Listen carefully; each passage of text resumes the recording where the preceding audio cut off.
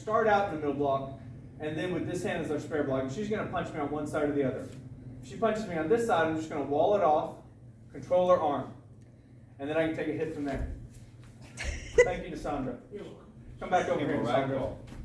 If she catches me on the other side of it, I'm going to wall it off, yes, but also take control with this hand and then pop her with this hand, right?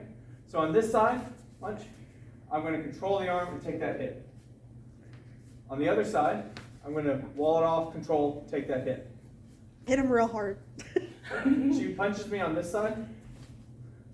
All right, you take the hit. Punch me on the, so it lands on the other side where I have access to your elbow. So I'm here. I'm going to take that hit first, then wall off. I want to practice walling off, but I got to get that hit. Always take the closest hit with the closest weapon. Thank you, Nassandra.